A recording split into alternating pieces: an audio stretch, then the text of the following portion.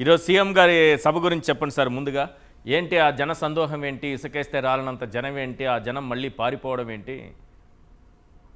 Sir Eshwar గారు, మీకు ప్యానలిస్టులకి, సాక్షి TV news channel వీక్షకులందరికీ కూడా నా హృదయపూర్వక నమస్కారాలు.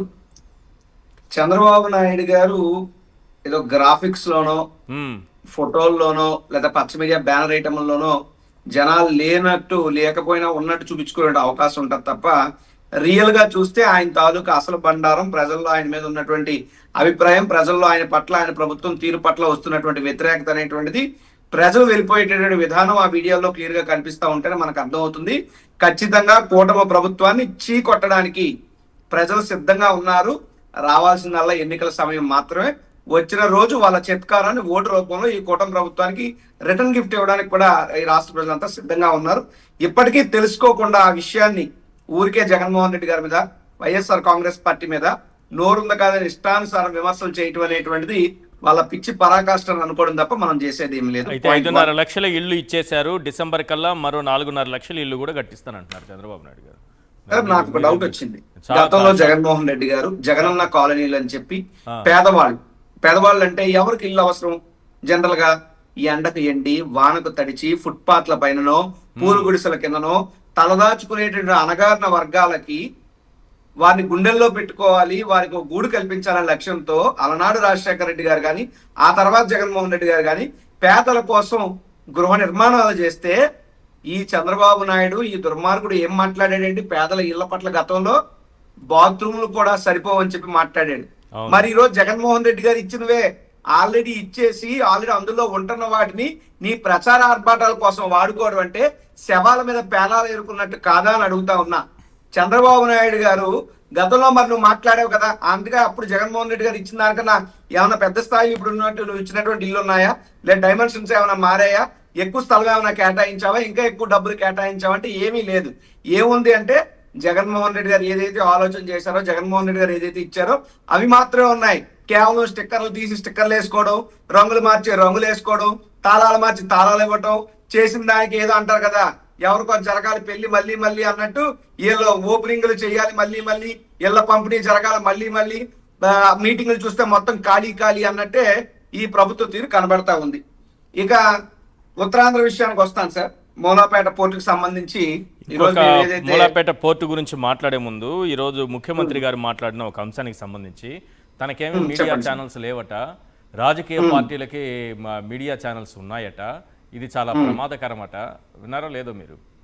విన్నాను. ఆ విన్నప్పుడు నాకు అంశం గుర్తొచ్చింది. అది బహుశా నేను విద్యార్థిగా ఉన్న దశలో మీ పార్టీ అధినేతను ఉద్దేశించి, సాక్షి ఛానల్ ఉద్దేశించి ఆయన మాట్లాడారు. ఇంకా ఆయన చెప్పాలి, ఈజీగా అర్థం అవుతుంది కాబట్టి చెప్పేస్తున్నా. ముందు ముందు ఒక కీలకమైన అంశం చెప్తాను మీకు. సుమారు 2012 ఆ ప్రాంతంలో ఏబిఎన్ ఆంధ్రజ్యోతి అనే ఛానల్ వారు యంగిస్తాన్ అనే ఒక కార్యక్రమం నిర్వహించేవారు. ప్రతి కాలేజీలకు వెళ్ళి వాళ్ళేదో నిజాయితీ పనులు అంటట్టు ప్రచారం చేసుకునేవారు.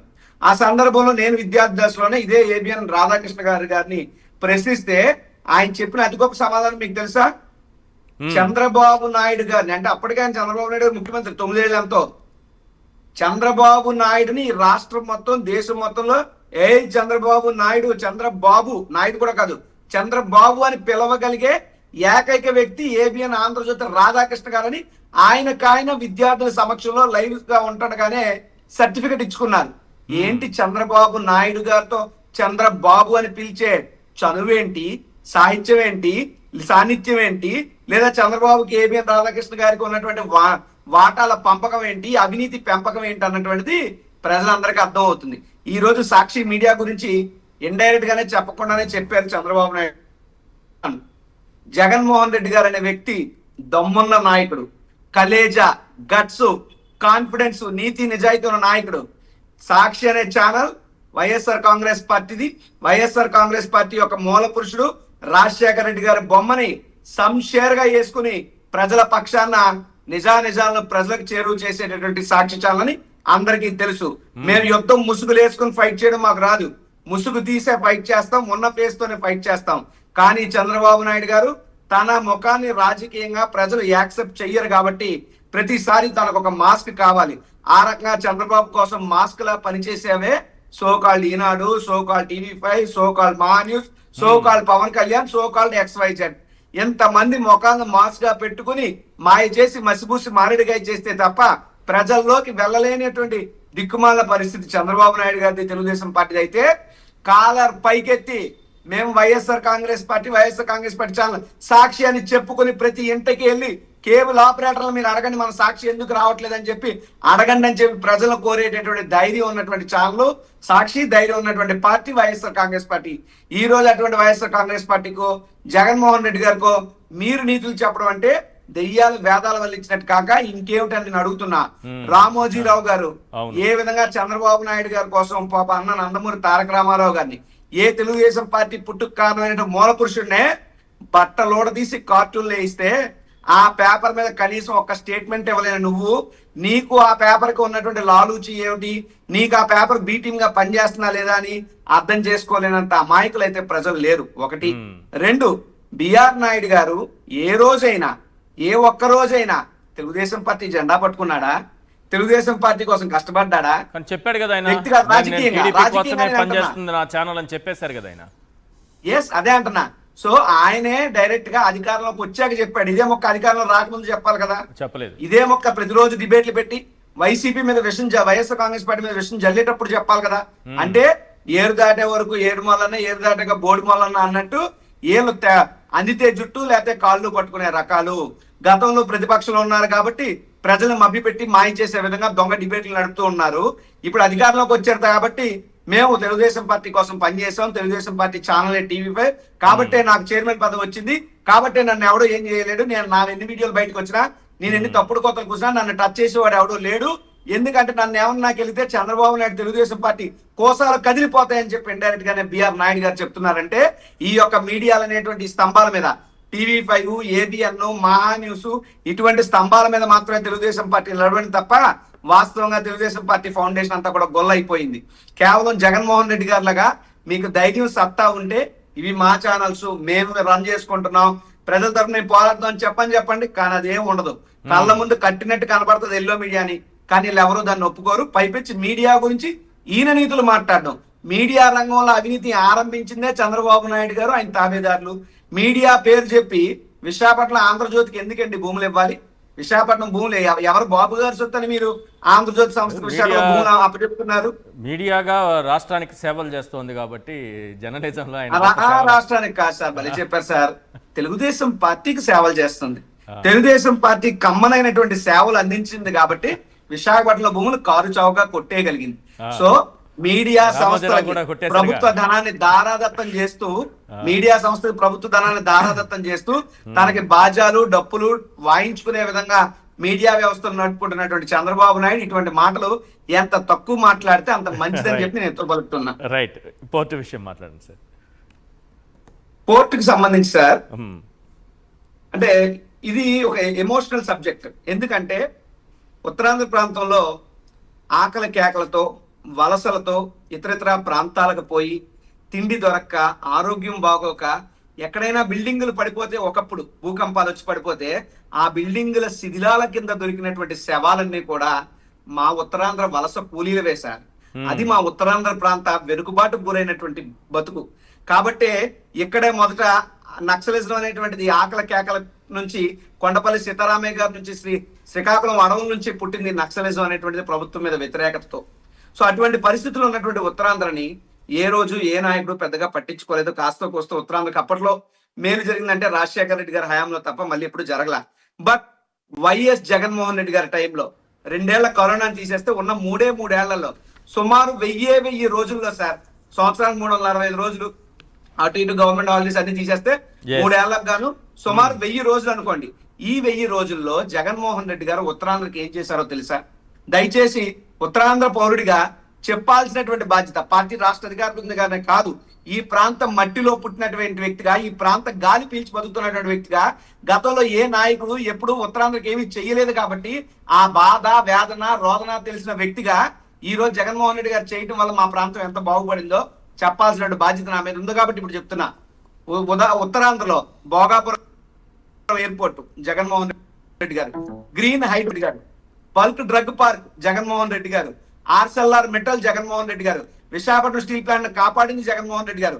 మూలాపేట పోర్టు జగన్మోహన్ రెడ్డి గారు, ఇనార్బిట్ మాల్ జగన్మోహన్ రెడ్డి గారు, ఇన్ఫోసిస్ జగన్మోహన్ రెడ్డి గారు, ఆదాని డేటా సెంటర్ జగన్మోహన్ రెడ్డి గారు, టీసీఎస్ జగన్మోహన్ రెడ్డి గారు, ఇన్ఫోసిస్ జగన్మోహన్ రెడ్డి గారు, Yokohama Jaganmohan Reddy garu, kidney research centre hospital Jaganmohan Reddy garu, Uddanam water purification project Jaganmohan Reddy garu, Narsipatnam medical college Jaganmohan Reddy garu, Vizianagaram medical college Jaganmohan Reddy garu, Paderu medical college Jaganmohan Reddy garu, Parvathipuram area ఆసుపత్రి జగన్మోహన్ రెడ్డి గారు, పాడేరు హైవే జగన్మోహన్ రెడ్డి గారు, విశాఖపట్నంలో ఉన్నటువంటి VMRDA deck building Jaganmohan Reddy garu, Visakhapatnam sea harrier museum Jaganmohan Reddy garu, Kailasagiri glass bridge Jaganmohan Reddy garu, 72 వార్డులను విశాఖను 98కి తీసుకెళ్లిన జగన్మోహన్ రెడ్డి గారు, అనకాపల్లి భీమిల్ని విశాఖలో విలీనం చేసి విశాఖ నగర వ్యాప్తిని పెంచింది జగన్మోహన్ రెడ్డి గారు, ఉత్తరాంధ్ర ప్రాంతంలో 6 లైన్ హైవే కనెక్టివిటీని ముమ్మరమైనటువంటి పనులు చేస్తూ కేంద్ర ప్రభుత్వానికి సహాయ సహకారాలు అందించినటువంటి ప్రభుత్వం జగన్మోహన్ రెడ్డి గారు, విశాఖపట్నం కాకినాడ పెట్రో కారిడార్ ని పరుగులు పెట్టిస్తుంది జగన్మోహన్ రెడ్డి గారు, కోస్టల్ కారిడార్ విషయం కానివ్వండి.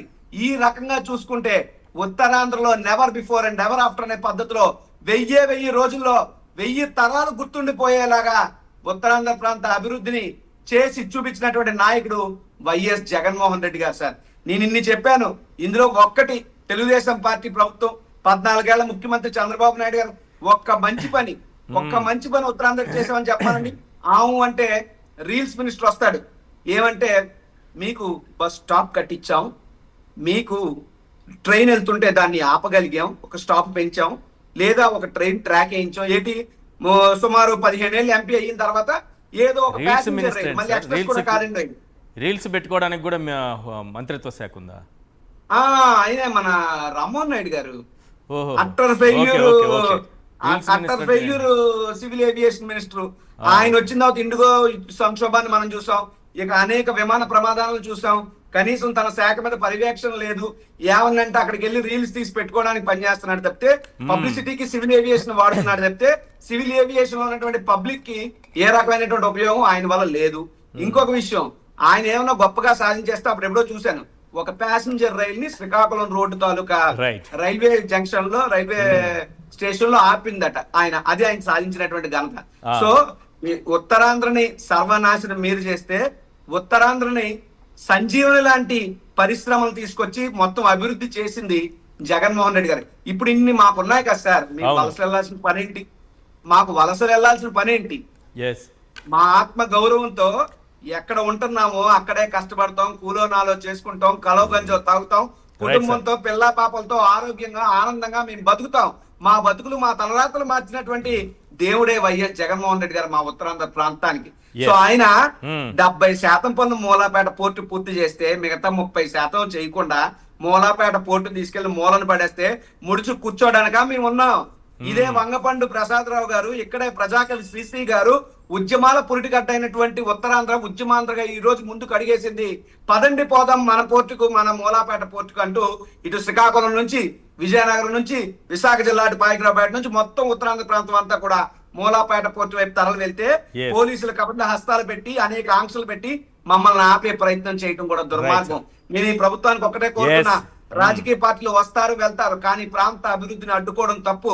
మీరు ఎక్కడో అమరావతిలో పెట్టుబడులు పెడుతున్నారే, 30% పనులు ఉన్నటువంటి మా మూలాపేట పోర్టులో పెట్టడానికి మీకేంటి ఇబ్బంది?